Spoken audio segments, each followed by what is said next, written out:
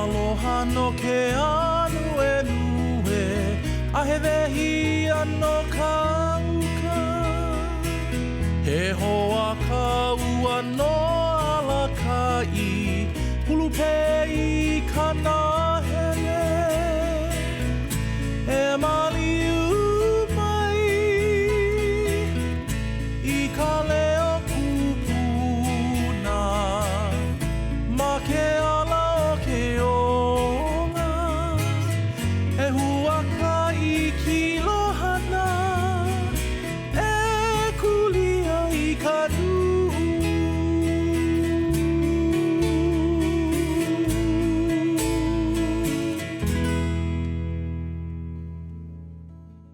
At the center of the Shangri-La Museum of Islamic Art, Culture, and Design is a courtyard where art, architecture, and history all meet.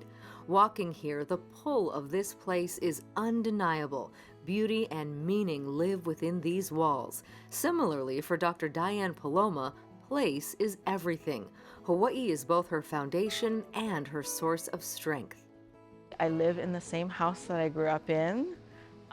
Which one I know is an economic decision as well as something that I love the house that I grew up in. My neighbors have been the same for the past probably 50, 60 years. We actually literally just last weekend, my neighbor's oven broke.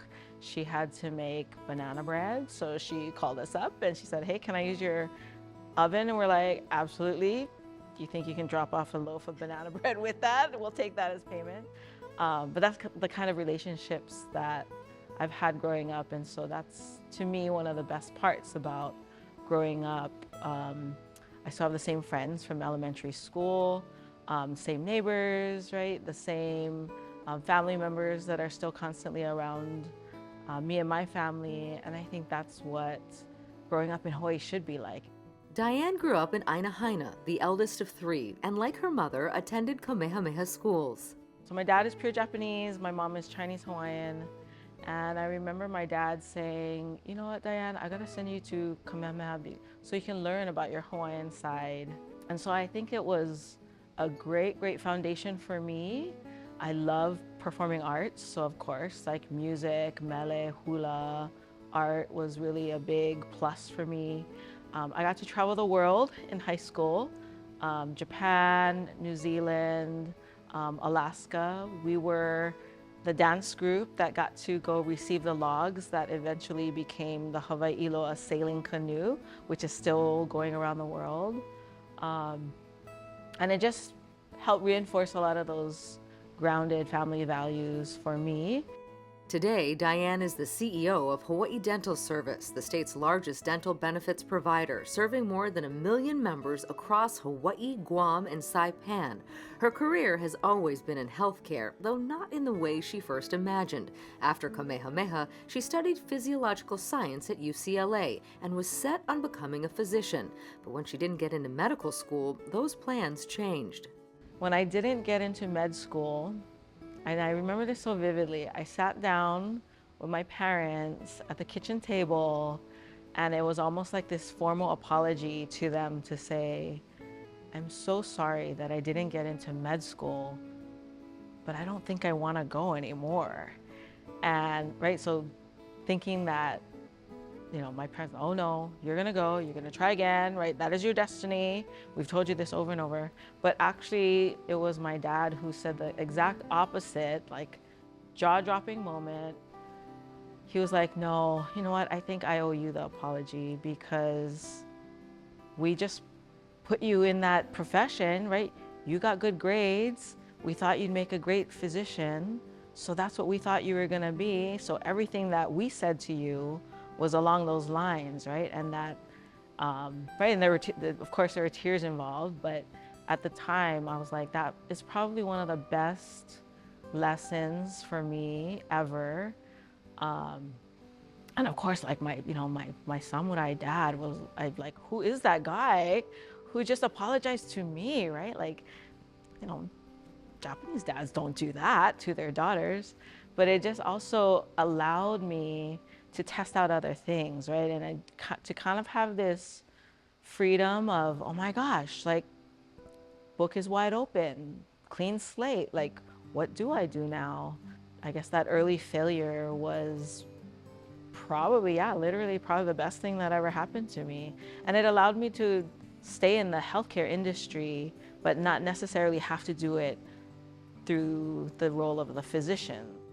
And that's exactly what she did. Diane worked her way up through leadership roles at HMSA, the John A. Burns School of Medicine, and the Queen's Health System's Native Hawaiian Health Program, eventually becoming CEO of the King Lunalilo Trust and Lunalilo Home. Along the way, she earned an MBA from UH Manoa's Scheidler College of Business and a PhD in Healthcare Administration from Capella University.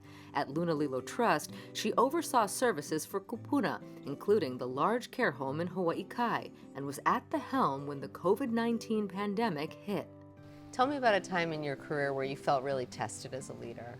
COVID, at the peak of COVID, when we were looking at potentially sending residents home with their families. I felt that kuleana of me as the leader of this organization, that I did not have control or I did not have the ability to take care of my residents. I always refer to that as like one of the hardest moments of my career is what happens if COVID enters this facility? What do I do? Because all of the news that we saw for COVID first came out of Kirkland, Washington, and it was a nursing care home, and they got wiped out. 40% of their residents gone in 3 weeks. So that was the only number that we had in our minds. We're like, okay, what happens when 40% of our residents are gone? What do we do? How do we plan? And so how did you get through that? Because you ultimately are the one who has to make the call. Lots of pule. In our halau, na aumakua, right? We're asking for our aumakua for guidance and help. Like that was like morning, noon, and night. Trusting in our employees. So I had some awesome managers and awesome staff who showed up every day. And she showed up too, working right alongside them, doing everything she could to keep her team and the residents safe. I'm ready to roll up my sleeves and do the hard work too. And to me, that's also a value because I've seen that over the years for leaders that really would get down and dirty and like roll up their sleeves and get it there in with you. And then other leaders who'd be like, well, I'm gonna stay over here and I'd like you to do this, but I'm gonna stay from afar. And just the dynamics of how that moves people or doesn't move people. You know, I think as a leader, you have two kinds of power, right? You have the hard power, you can hire and fire someone, and then you have the soft power, which is what you're talking about, which is to get folks to align with your vision and to follow you forward without the threat of being fired. I will definitely say I feel like I am the soft power leader. Well, maybe my kids and my husband might think otherwise, but maybe it flip-flops, work and family. The authority, but it's not an important value for me as a leader. For Diane, leadership begins with trust, built on loyalty and lived with aloha. For her, hula is where those values move. More on that when we come back.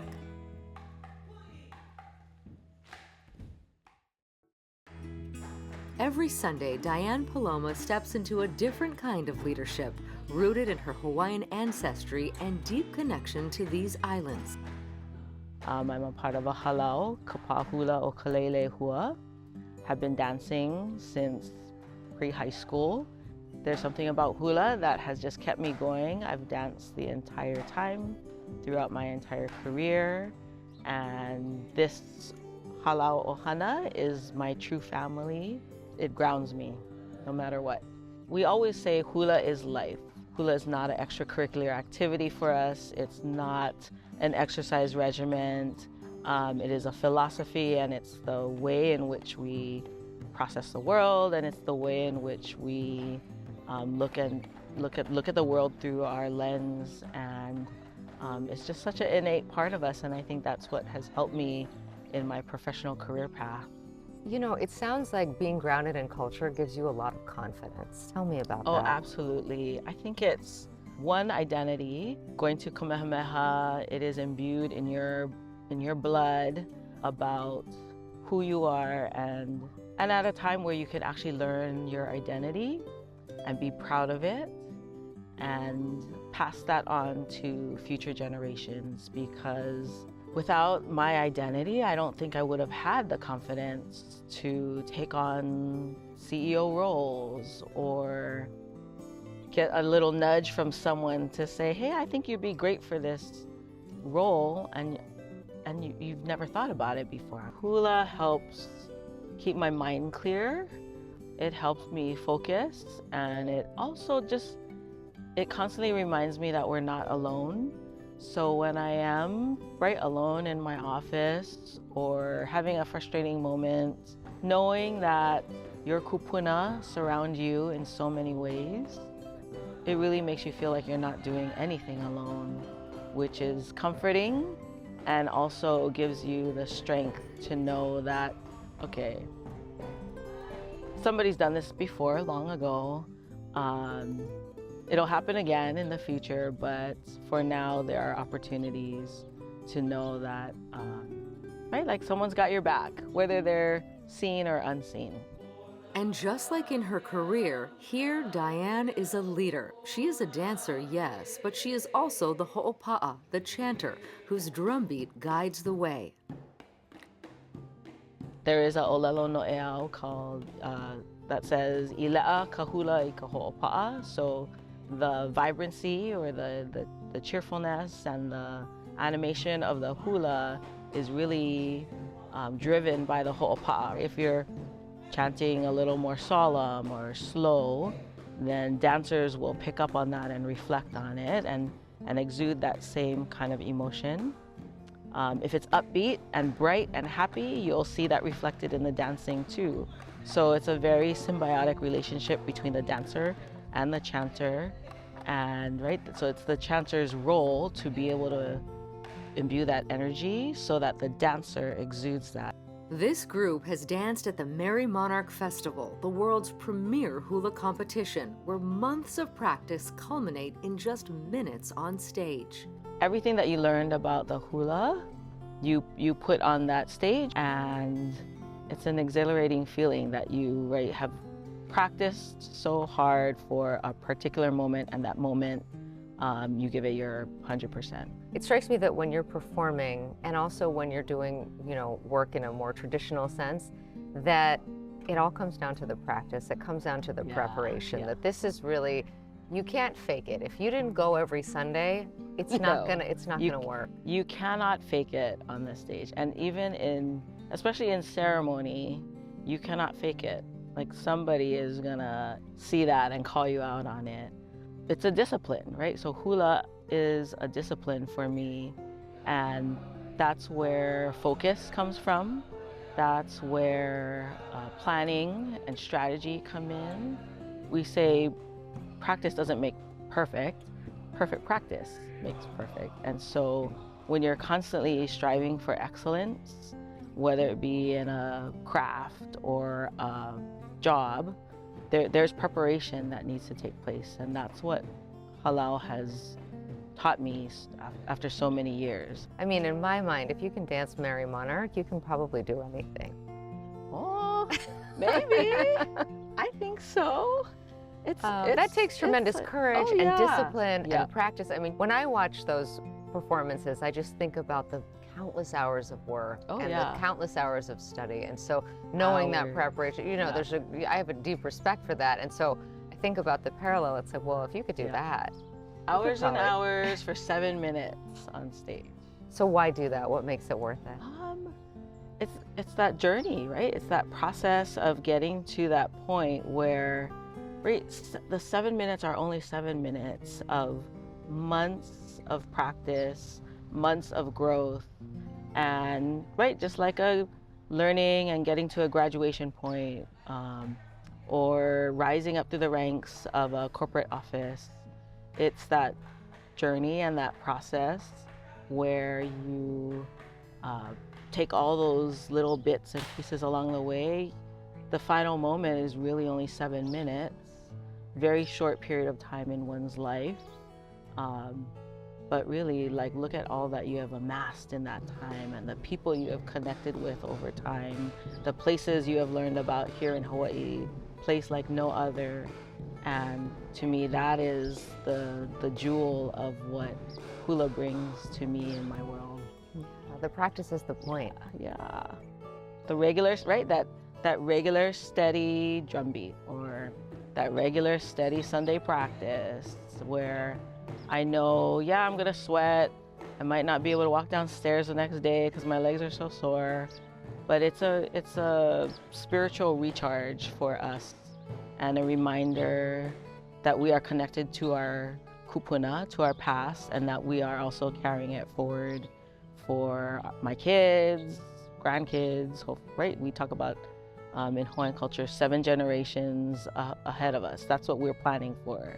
So that is my kuleana, right? To be able to learn these songs, recite them, perform them, and teach them to somebody new, so that I know that this song will be carried on down the road, just as when I received it, right? This is hundreds of years of culture.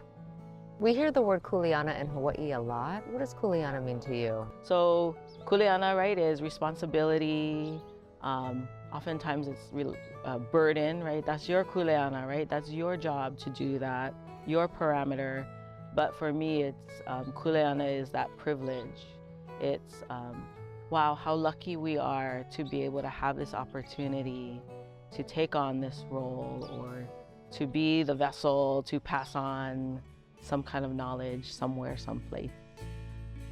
Still ahead, the strength Diane found in hula would become her anchor through one of her toughest battles.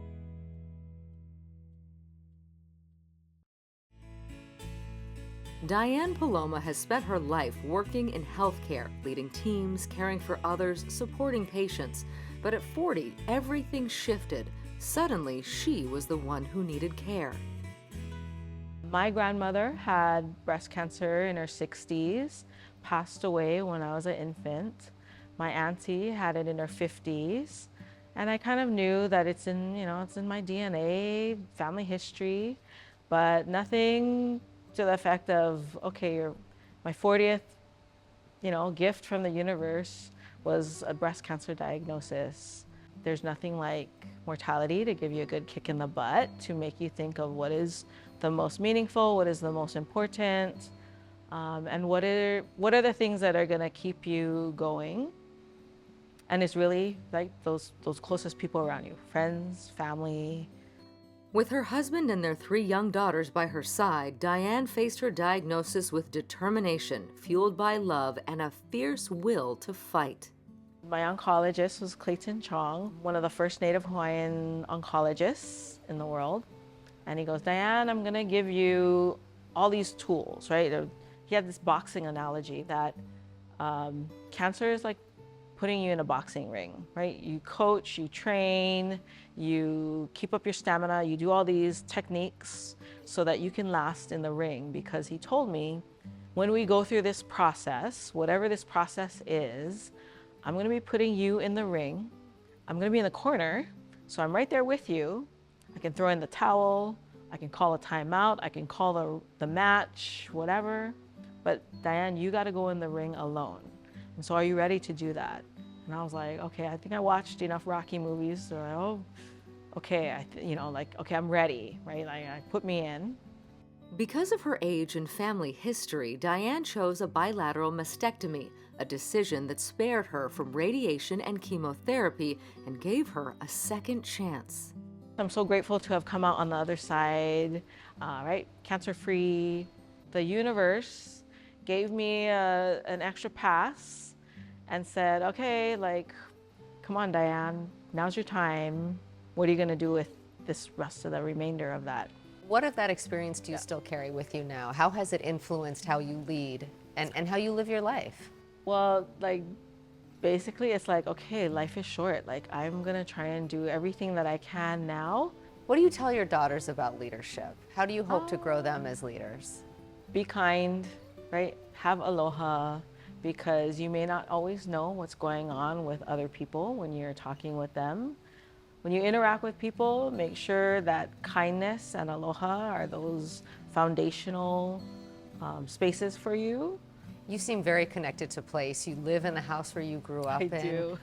You know, it seems like Sometimes not by relationships, relationships and where you're from is very important to you. I wonder if if you have considered or been tempted to go to the continent. Tell me why Hawaii is your place. I think because college was enough for me to go away, to explore, but really always knowing that this is my home, right? Keone Hanau, this is the sands of my birth, and that there really is no other place like it. You can mimic it, you can try and replicate it, but it's hard to replicate the people, the sounds of the ocean, right? The lifestyle. So yeah, I mean, like, yeah, the allure of a brand new house for under $500K in Vegas. Yeah, of course it's alluring, but but I don't want to live anywhere else, right? I want to live in Hawaii. I think anybody who lives in Hawaii has made some kind of sacrifice, but instead of focusing on the sacrifice, let's focus on like what makes it magical to live here, because it is, right? Like, I mean, who wouldn't want to live here? What do you think Hawaii needs from its leaders right now? A lot more aloha, a lot more grace, and just from what I've seen is, I think in my time growing, I think of myself when I was a rising leader. I still consider myself kind of rising leader still, but we revered and respected our elders in ways that I think sometimes we forget, and we're all guilty of it at some point. But we didn't talk over our elders. We didn't. We asked questions, but we didn't question them. And I think in today's society, we see so much more of the tearing down of the, I mean, I'd say kind of almost borderline disrespect, that it actually takes away from the building of a relationship between each other. And that's what I think we're seeing in communities today. What's the best piece of advice you ever received? I'm gonna say my grandfather, when I went away to college, he's like, yeah, you gotta study hard, you gotta work hard, but don't forget to play. You don't have to play hard, but don't forget to play. And I did. Yeah. And do you still? Yeah. And why is that so important, do you think? I don't feel that there's ever a way where you can find absolute balance, right? We're talking about work-life balance. And I think my grandfather understood that, right? Like, there's a time to study, there's a time to just dig in, work really hard, get those moments accomplished, but then there's also the time to celebrate it, right? And enjoy it. For Diane, leadership, like hula, is a rhythm of discipline, care, and joy, and always a reminder to play. For A Leader's Journey, I'm Yanji Denise.